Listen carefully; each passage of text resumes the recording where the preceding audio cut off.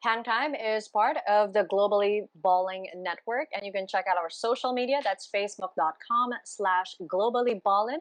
Instagram, don't forget to follow us at Globally Ballin Official. And don't forget also to tweet us. You can tweet us your suggestions of who you want us to interview in all kinds of sports here in the Philippines. That's at Globally Ballin. And for all of our sports fans, we've got more shows for you here from the Globally Ballin network. We have the Globally Ballin podcast, An Eternity of Basketball, Hang Time, and Who the Heck Are We? Just check it out on our YouTube page. That's at Globally Ballin. And don't forget to subscribe and hit the notification bell so that you'll be notified every time we release a new video. And we have a new network show. Help us welcome Who the Heck Are We for sports opinions and stories. It's available on Spotify and on YouTube. Don't forget to subscribe and follow. If it's still not enough that ball is life, well, for all our shoot lovers, basketball lovers, we've got an eternity of basketball just for you, provided by the Globally Ballin network. Again, available on Spotify and on YouTube.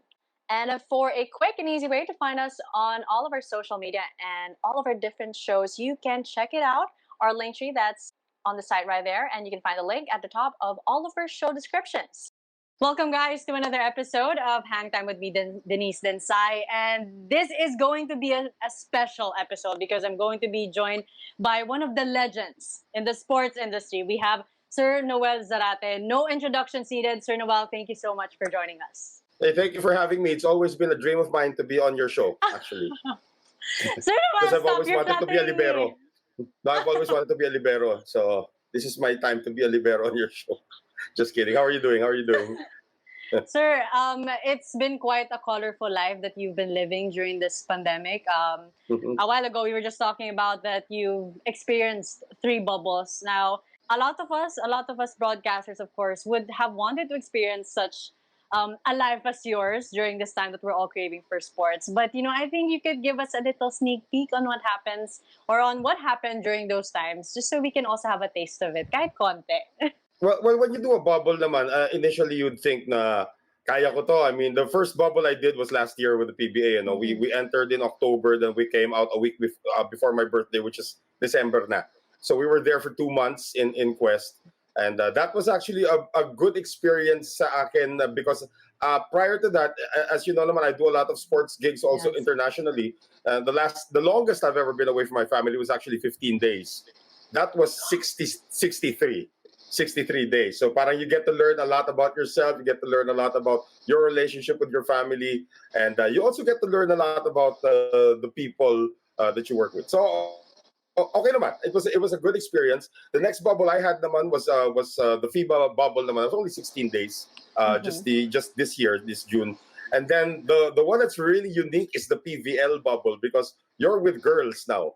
Diba? So it's different. You're not living in the same hotel, but when you get to see them, diba, you get to see what the kind of changes they go through in over a month of being away from their families naman. So yeah, every experience is different. Pero yung sa akin na siguro the best tip that I can give if you're going into a bubble is it's a business trip. Sometimes it could be a 2-month business trip, diba? Or a 1-month business trip or a 2-week business trip. But it is a business trip, and then you get to meet new friends, like in any business trip, diba? Mas prolonged lang pag nasa bubble ka. Now, you said you've done a lot of international work, a lot of local work, but let's delve into, I guess, the differences of sports international and also locally. I guess I wouldn't say which is better, but what are the stark differences in each league for the international and how about for the local? Well, for the local naman, yung problema mo lang naman is the Manila traffic, really. I mean, you have to hit the call time, di ba? As you know, you're a sports broadcaster yourself. When they say the call time's at 2 p.m., you usually arrive like 30 minutes before the call time, just to be sure that you're there in traffic. Yun lang naman ang problema pag local. It's really dealing with the traffic, especially December, especially if your game is in MOA. December MOA is like the worst time to cover sports. It is. I don't know if you ever That's when experienced Manila that. traffic is at its peak. Yeah. And not only that, wala ka maparadahan sa MOA. Oh my God. So that's the problem. Unless you have a driver. Kasi I remember before, kunyari, we're doing a finals game in the PBA. The game's at 6:30, so our call time's at 4, di ba? I was in MOA at 2:30. And then magtitip off the 6 o'clock, I still couldn't park. Oh my gosh. Ganun na yun. Oh, di ba? So, 4 hours going around MOA looking for parking. Talaga, that's ridiculous na. But sa international naman, when you do the international broadcast, it's really more of the travel. Especially before when we were doing the ABL, the ASEAN Basketball League, we'd be traveling every week. So talagang, and you don't know what to expect. You're going to Hong Yeah. Kong this week, and then the next week you're in Bangkok, and then the next week you're in Taiwan. So paiba-iba yung temperature, paiba-iba yung kasama mo, and paiba-iba rin yung the hotels that you're staying in. I mean, the job is great, pays well. It's just that the traveling is really something na you wish na lang you could do it in Manila and have the same pay. Pero hindi. Iba talaga pag international. And the food is something else, but that's a different story altogether, di ba? Yeah. That's I think that's one of the perks of the job, is being able to, of course, see different environments, countries, and also try the cuisine. But how about calling for the games? Like, do you see any difference in the way of broadcasting or the form of broadcasting being done internationally compared to being done here in the Philippines? Pag international talaga, bawal mag-Tagalog. Yun ang bottom line. Talaga, I mean, if you slip up, and I've had people do that. I was working a coverage before with Alex Compton, who's a great guy, great coach and everything, and he's American, di ba? So you would expect that he'd be at the peak of his English. He had more Tagalog violations than I did. Because wala, talagang yun ang part ng kultura niya. In fact, we had a running joke every time at the end of the league, we're doing the Spanish league ng time na yun, at the end of the league, whoever would have the most violations would treat us. Nung finals, wala na, nagtagalog. Sabi, talo na naman ako eh. Ako naman nilibre, talo na naman ako. I mean, di ba? That's ridiculous. And that's an international broadcast, di ba? But yun na nga, the difference between here is that you get to be more relaxed because you know the people that you're working with. You work with them almost every day. Di ba? Pag international broadcast, you never know who you're going to be working with. So you're adjusting, and then you're learning about the person as you go along. And once you get that timing right, okay na kayo. Now, you exude lots of years, of experience, confidence, and just full of stories. But do you remember the first time that you also entered the industry feeling so, were you wide-eyed or as amazed? Or were you scared? I was late. Dumating ako, magsa-second quarter na. And you blame that on the Buendia traffic going to Cuneta Astrodome. We were living in Pasig at the time. I was on my way doing my first games to Cuneta Astrodome. I was late. Ganon. And by the time I got there, so nasabihan na ako, I started out like you. I was a courtside reporter in 1994 for the now defunct Philippine Basketball League. So my first game was in Cuneta Astrodome. I remember the date was March 28, 1994. It's probably way before you were born. Pinanganak ka na ba nun? Di pa naman, di ba? Yeah, I was 1997. Okay, so it's way before you were born. So what happened was, I was late, and then they gave me an opportunity again. Then sobrang nervyos ko. I spoke too fast. Just say that my debut was worse than all of yours put together. Kayo, nila IE, everybody, all of your debuts were all better than mine. But I stuck with it. I worked with it. Eventually moved my way up to panel, and I sucked also my first time in panel. Believe it or not, they used to say that my voice was too high for a broadcaster because before I got into the broadcast industry, I was actually in the music industry. I don't know if you knew that, but I was in the music. I had long hair, as in punit-punit yung maong ko and stuff like that. So I was in the music industry. Then I just parang ginusto ko lang maging broadcaster at some point because that was supposed to be my course in college. I never got in sa UP, so I ended up taking up music sa UP. So I ended up in the music industry. And then eventually when they said that my voice was too high because I was a tenor in the choir, I had to learn how to bring it down to like Claro Manzano, di ba? That level. Yung Claro Manzano level. That's I mean, if I had met That's Claro Manzano, that's really deep. And he's a deep person too, by the way. So I had to bring it down to that level by doing all sorts of exercises that I eventually taught in the workshops that we'd be doing in the future. Pero yun nga, my voice was a lot higher than it is now. So I thought na hindi ako tatagal sa broadcasting when I went in 94. But here I am. Masamanda mo talaga, di ba? Sir naman, grabe ka naman. But how did, what was that instance that you decided to really, or like what gave you the opportunity to be a courtside reporter? Courtside reporter was actually because that was the only thing open when I wanted a job in the PBL. I credit my start actually in the industry to somebody you might know. His name is Bill Velasco. Yes, Vince Velasco's father. Oh yeah, Vince is gosh, look at that. The generation na nga talaga. So Bill and I met, and then eventually he gave me an opportunity, and then when I was late for that opportunity, he gave me another opportunity. So yun na nga, so chinaga ko lang, and then I said na, this is something that I've always wanted to do. In fact, kind of long story short, I started broadcasting when I was 8 years old by turning down the volume of the TV and doing my own play-by-play. So yeah, that's all, diba? We all start somewhere, diba? I started getting So paid for it that's so way young later. though. 8 years old. I Yeah. think that's a world record. Di naman, di naman. I mean, I know this guy's Claro Manzano. He's been doing it since he was like 2, di ba? And he had that voice already since he was 2. But I started out when I was 8, and then forgot about it, and then it came back. I wanted to be a broadcaster na lang eventually. Never got to get the chops to study it, and eventually nga nakuha ko through Bill's opportunity, the opportunity that Bill gave me. And I said, okay, I'm going to pagsasabayin ko yung dalawa. That was my goal. Pagsasabayin ko ang broadcasting, pagsasabayin ko yung music. And if you know anybody from the music industry, you know that that's kind of ridiculous because the music hours hanggang madaling araw kami. Yeah. Yeah, so sometimes may araw na. That's why we have recording studios that don't have windows. You notice when you go to a recording studio, Yes, there are no yes. windows. They're really The only window you see pag nasa lobby, pag nasa loob kayo ng booth, there are no windows. Kasi paglabas mo, oy, may ibon na pala, oy, alas 8 na pala, yung mga ganun tipo. But you're coming from a game that ends at around 9:30, 10. You have to go straight to the studio, then you have to do all of your requirements, and then 8 o'clock, matatapos ka ng 8 ng umaga, then you have to do a PBL game, which is the call time is at 12 noon in Makati Coliseum. So sandali na lang ang tulog mo. And that cycle repeated for a good almost 2 decades until I decided I'll just choose one. I chose the lower paying one. Believe it or not, this is the lower paying job. The sports industry is the lower paying job than music. But it took 2 decades for you to choose something. Like, Cyril, I'm really curious.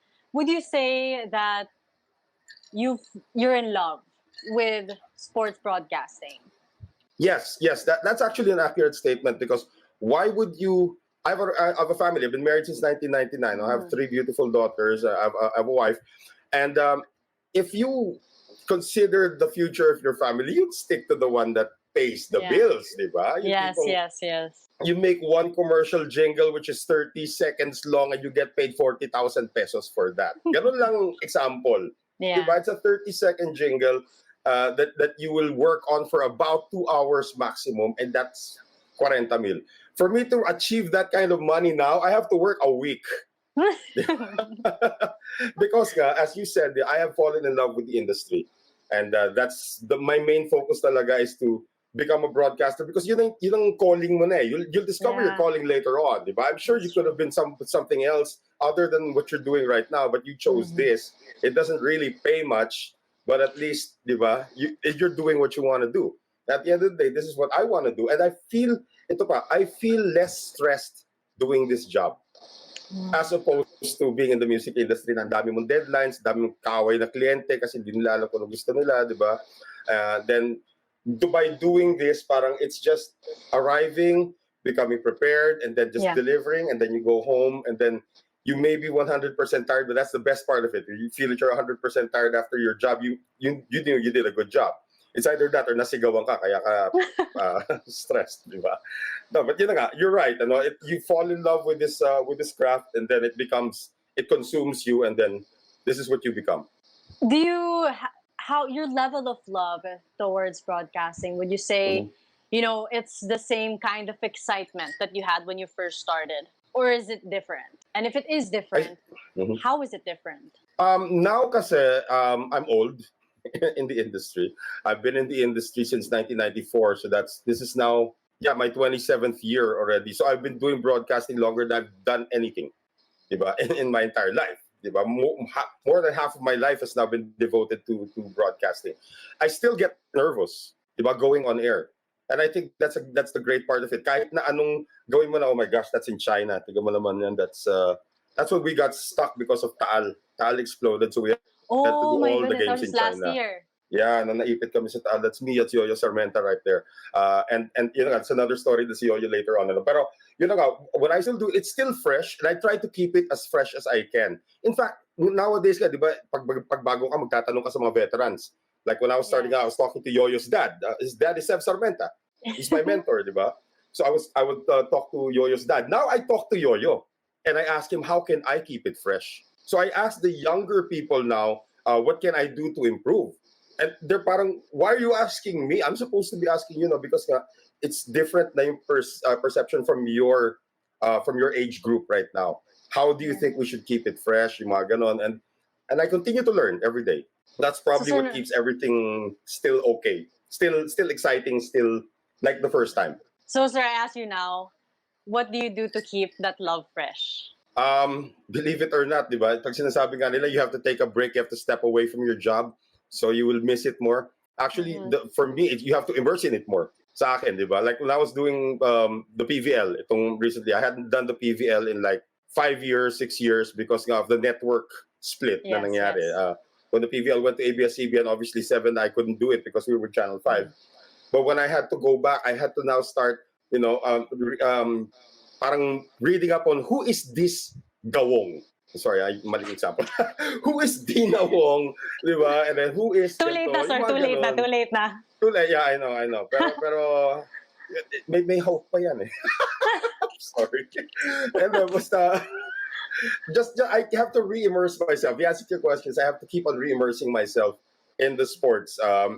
Before I go to sleep, di ba, kanood ka ng mga videos sa phone mo, yung papatulog mo, and I still watch sports. Di ba? Even if I'm already detached from it, I'll still watch the Olympics. Kahit hindi ko napanood na laban, I'll still watch sports. And then when I wake up in the morning, it's fresh pa rin. Everything's fresh, and that continues. That continues on, gosh, for the last 27 years. Ganun na yun. Now, to just bring back what you also, told us a while ago, it was Bill Velasco who opened that opportunity for you to enter broadcasting. And now here you Yeah. are, years later, doing the same for the younger generation and for so many other aspiring broadcasters to enter the sports industry as well. Like, what led you to the training, to the broadcasting academy? Actually, in 2001, we started our very, very first. It wasn't my idea. I wish I could claim it, but it wasn't my idea. No, we started our first broadcasting workshop in 2001. That was when you were like 4 years old, no? So we started our first broadcasting academy in 2001. It was an idea of kaming apat na radio commentators at the time ng PBA. Myself, Secretary Molly Boros, now with the Department of Science and Technology. Benji Santiago, who's still working with us in the industry, and the late Barry Pasqua, who passed away a couple of years ago. So we started that so that we could parang give all of the students who want to learn about what we went through, wala nang experiment, di ba? Wala nang trial and error. Ito yung umandar para sa amin. I will give it to you over 3 days. And if you get it over 3 days and you get to apply it, who knows? You might be able to enter the industry. And this was in 2001. So we didn't know kung kakagatin ng tao. I mean, we just asked Bill and Kinito Henson to help us out with their columns to ma-promote na gano'n. We had 39 students come in. So we were so shocked that there were this many people pala who wanted to be sportscasters. And for that first batch in 2001, we discovered a guy by the name of Boyet Season. You know Boyet Season? Oh my gosh, yes! He came out of that workshop in 2001. He was the first person to interview us when we got accepted to be courtside. They all call him Papa Boyet. Yeah, Papa B. We call him Papa B. He's still not married and we're wondering why. Diba? Pero yun na nga, Papa B came out of that workshop. There's another guy who's famous today who came out of that workshop. His name is Mark Zambrano. Mark Zambrano, who from out of nowhere just graduated from UP, went to our workshop, wanted to be a broadcaster, and he got that. There's another lady now who came out of that workshop who became really famous. Her name is DJ Susie of oh my goodness, Magic 89.9. Yes, so we knew that we were onto something. We knew that we were onto something when these three, marami pa sila, pero I think 3 examples lang that's off the top of my head. Marami pa sila as we went on. In fact, we discovered Attorney Charlie Cuna in our 3rd batch. Diba? We discovered Magumar John in our 6th batch. Then we discovered Risa Diaz and Chuck Araneta in our 8th batch. So they started coming out from all over the place. Diba? Martin Antonio was with the national team at the time. We discovered him in our special San Beda batch. Diba? They eventually all became broadcasters. And then, of course, when the Newbies Broadcasting Academy came in, ayan na, we discovered Claro Manzano, who's been doing this since he was 2, and the rest is history. Yeah. Sir, you've taught a lot of students. I mean, in your first class alone, first ever class, it was 39. What makes your students stand out? Na parang, do you ever get that hunch na, oh, this one's gonna make it? Yeah, and 50% of the time I'm wrong. Because yung iba, like, I see there was one student in their batch, in the first batch in 2001, batch nila Boyet. I still remember her name. Her name was Leslie Lucas. I thought that she would be the next Hannah Storm when I saw her. You Wow. know who Hannah Storm is, of course. It's an old reference. So she's probably now like a Rachel Nichols or something like that. Yes, Does it yes. improve? Okay, it improved the situation. I thought she Very would be the next very Rachel. apt. Okay, I thought that she would be the next Rachel Nichols. In fact, in Wow. finals, we have a final simulation kasi I paired her with Mark Zambrano as ito yung dalawa kong future. Mark Zambrano and this girl. Mark Zambrano went Okay. on, and this girl just disappeared.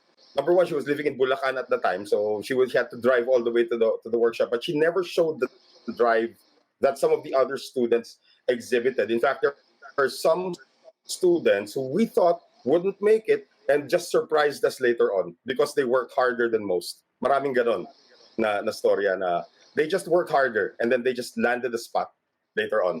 So I'm trying to think of who right now. I can't remember. I can't think of who, but there were some who came out. Oh, there's a director from Channel 5. He became a director. We didn't think he would work out as a talent, but now he's one of the big boss directors na ngayon. As in director, producer, sa Channel 5. His name is Koyo Panko. Koyo Wow. Panko from Channel 5. He came out of that and then eventually went into the behind the scenes, the production, and now is like an executive producer na. So may mga ganon, they just outwork some people. And you won't Let, probably become a broadcaster, but you might find something else and then you still stay in the industry. Oh my gosh, let, that's ano lang yan. Titrip lang kami dyan that's Fortune King, that's Tito Fortune. Titrip lang kami dyan kasi bored na kami ng SEA Games. Okay. let's talk about the industry more. It's competitive. It's a very niche industry, and a lot want to get in. Like as you mentioned, the lifestyle really is something else. It's enjoyable. All of us have fallen in love with it. It's not the easiest, but as you said, you feel so much pleasure and also accomplishment in being able to do what you do. Being part of also a community that is Mhm. very tight knit and small. That Yes. you really Yeah. names go around, stories go around. You can't not be known in broadcasting. One point or another, you all know each other. But Mhm. it's really hard to make it farther. We have to credit also, of course, a lot of people would try to bring you down. Lots Of of people course. would outwork you.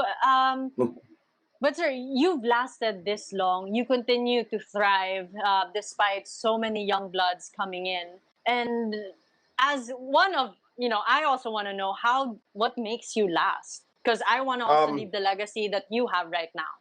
well, yung sa akin kasi, I think actually, I've been asked, how do you want to be remembered in this industry? I don't think I'm the best broadcaster in the industry by a mile. Now, there's some guys out there. In fact, I think one of the best broadcasters I've ever met, his name is Boom Gonzalez. He's one of the best Boom, yeah. broadcasters I've ever met. And every time Boom does a game, I learn something from Boom. And I'm older than Boom, huh?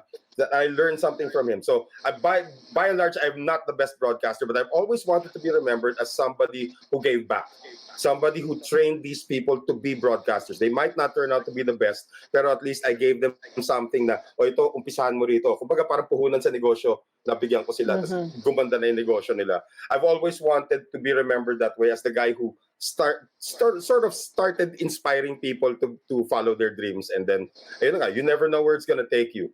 By doing that also, and there is a very famous story about Michael Jordan. Of course, we all know who Michael Jordan is.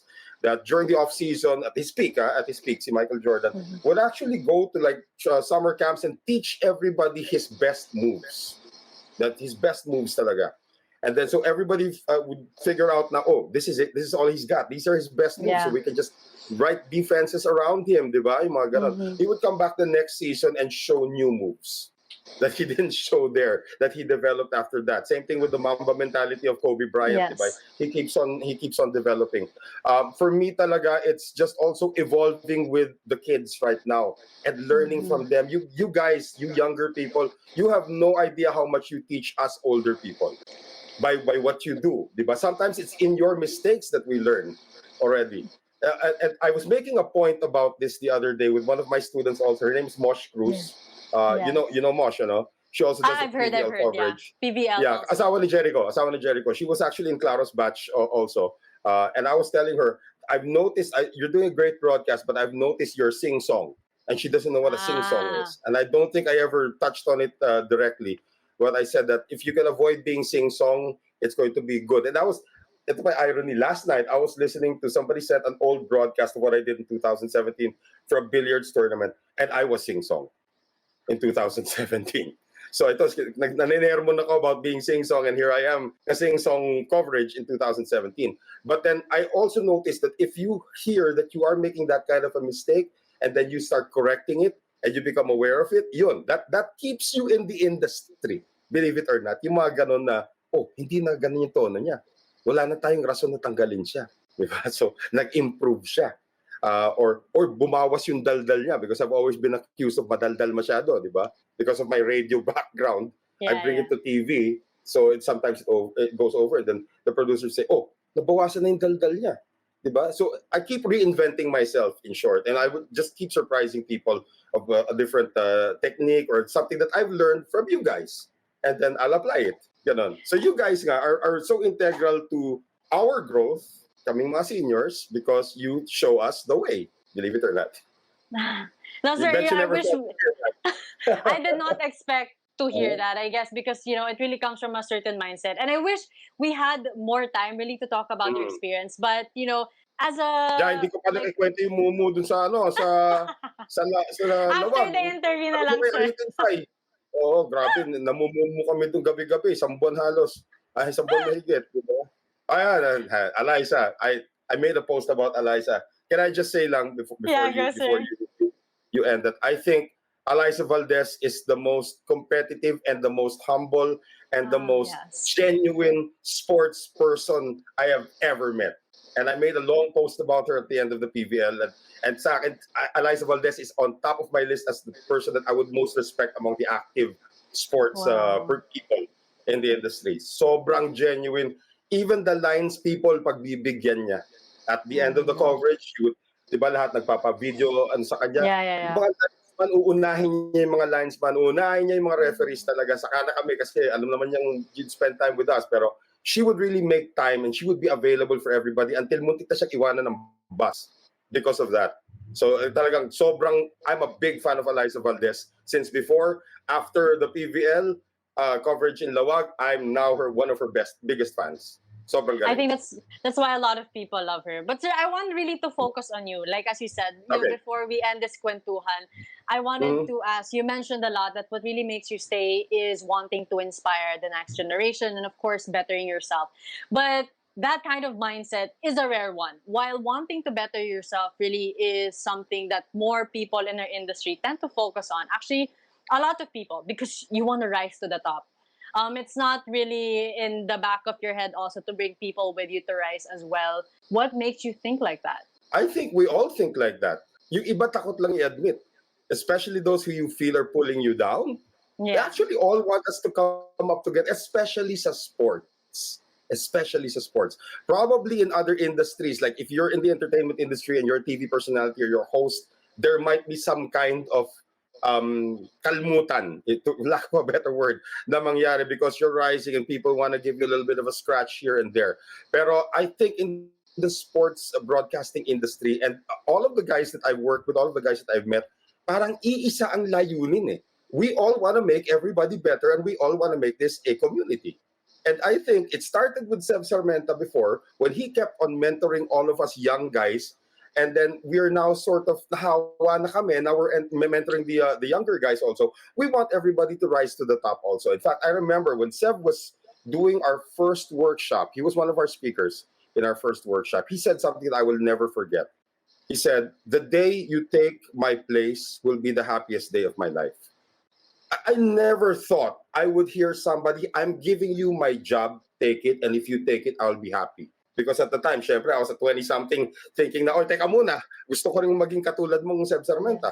But when he said that, that changed my mentality of how, okay, now I have to make sure that they can get there. And when they get there, I now have to outwork them yung fairly outwork them. Hindi pwede, wag yan, mas senior ako, wag mong ipasok yan. I don't ever do that. Diba? I will, kukunin niyo siya. Why? I'll ask why. Because may ganyan. You're making the right choice. Take him. And then, because alam ko naman marami naman, I can't be scarcity conscious about this industry. Although there's about 40 of us, there are still so many ways that we can serve. Maybe I won't get this volleyball job now. Maybe somebody else will get it, but I can work on something else. And the moment that you realize that there's still something out there for you, then you would probably give more to the others. Pag ubus na, that means you're not working hard enough to look for it. So that's on you, diba? And I think all of us have this mentality. Takot lang i-admit, yung iba medyo macho pa para i-admit yan. Even the girls would probably think, diba? But I think all of us, at least in this little community of sports broadcasters that we have, all of us want to help each other. All of us want to help each other get better. All of us want to help each other rise to the top. And I think your generation will feel that more. And I think your generation will give that more to the people who are coming up. Diba? I don't know I love that. if you feel the same. No. I But that's think the way I feel. no, it really it comes true because at the end of the day, if you really are confident in your skills, which is what I got really from that whole from what you said a while ago, that if you knew that you could also do other things, you wouldn't be so afraid to share. So it comes also from your self-esteem and knowing really what you can bring to the table. And that, aside from, I guess, the fear and yung pagiging macho, a lot of broadcasters and people in our industry fear that because I think there's complacency that comes with it also sometimes, that you don't want to overwork people and you just want to stay still in your comfort zone. But, to get better and also to really for personal growth, career growth, you have to do something more all the time. And Sir Noel, really thank you so much for the wisdom that you imparted to me, to all of our listeners, viewers. The Because funny this is part is, something. Denise, the funny part is you actually know this already. What I'm saying right now is not new to you. All you have to do is say, oh yeah, I know it. I acknowledge it, and I will move forward from it, and I'll say, okay, now I put it in front. Kumbaga parang gumagawa ka lang ng poster, di ba? Yung isang layer, na layer mo lang sa likod yan, and then now you can bring it back. Okay, this is now in front. You know this. Everybody knows this. You've known this since you were kindergarten. In fact, when we do our workshops, I say I'm here to educate you. And if you look at the root word of the word education, it's not to learn. It's not to become better. No, it's from a Latin word called educere, which means to draw out. Which means you've had it in you all along. It's just our responsibility now to draw it out and for you to apply it now. So you've known everything that I've been saying, even if you're born 1997, 3 years after I started my career. But it's still so encouraging, sir, to hear it from you and also to get that validation and affirmation that you feel the same way and to articulate it better than I can. So now that you've said it, at least now when they ask me, oh, this is because of this is because Sir Noel mentioned it like this, because no one could explain it. I also couldn't find the words to explain it, but really talking to you made sense of that feeling as well and of those values and those principles. So, no, sir, thank you for joining us for today's really conversation. My pleasure. It felt like a mentor one-on-one, and I felt like, I'm sorry I cheated you out of a session. No, that's fine. That's fine. Si klaro na magbabayad. Okay lang. But really, thank you, Sir Noel, for joining us, for sharing your stories, really. And most of all, thank you for inspiring the younger generation and for sharing your knowledge so freely and being so open and letting us, I guess, also other colleagues to really come to you and be able to ask for advice freely, because you're providing a safe space for us to learn about our craft and to be able to love it more. Thank you, sir. And you made the necessary sacrifices to be here already. By being here, by being where you are right now, you sacrificed something already. So might as well, palaguin mo na yung negosyo mo habang Yeah. Sir Noel Zarate, legend, inspirer of younger generations. Thank you so much for joining us, Sir Noel. Hang Time is sponsored by Cuts Apparel. So that's with a Z. Follow them on social media at Cuts Apparel PH and hit them up for your company and sports uniforms and button-down biking polos. That's at Cuts Apparel on social media.